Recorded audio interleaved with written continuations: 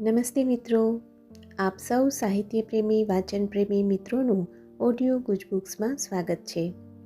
અત્યારે આપણે વાંચી રહ્યા છીએ વર્ષના પ્રત્યેક દિવસ માટે એક એમ 365 સુંદર સંદેશાઓ સાથેનું આ અદ્ભુત પુસ્તક ઉઘડતા દ્વાર અંતરના.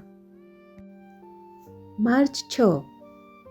એક વખતે તમે એક જ વિચાર કરી શકો, એટલે ધ્યાન રાખો કે એ વિચાર રચનાત્મક, વિધેયાત્મક, પ્રેમમય હોય.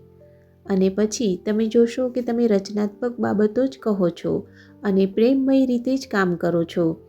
હકીકતમાં તમારું સમગ્ર દ્રષ્ટિબિંદુ વિધાયક બનશે અને તમારું જીવન પ્રેમ, આનંદ, સુખ, આરોગ્ય, સફળતા અને સંવાદિતાથી ભરાઈ જશે.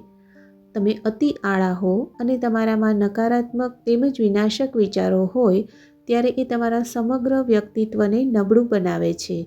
તમારું દ્રષ્ટિબિંદુ ઝાંખું પડી જાય છે. તમે હતાશા અનુભવો છો અને શારીરિક રીતે માંદા પણ થઈ જાઓ છો. તમારી ખોટી વિચાર રીતિને કારણે તમે પોતે જ તમારી આ સ્થિતિ સર્જો છો. એ સમજવાની કોશિશ કરો, એને બદલો અને તમે બધું જ બદલી નાખશો. કદાચ તમે એમ કલ્પના કરતા હો કે તમે ઘણી બધી મુશ્કેલીઓથી ઘેરાયેલા છો અને તમારી એ આખી પરિસ્થિતિ જ તમારી નકારાત્મક મનઃસ્થિતિ માટે જવાબદાર છે. પણ ખરેખર શું એમ છે? તમારા વિચારો શું તમારા પોતાના નથી? તમારી ચેતનાને ઊંચે લઈ જવા માટે, પ્રેમાળ, વિધેયાત્મક, રચનાત્મક વિચારો કરવા માટે તમે શું સ્વતંત્ર નથી?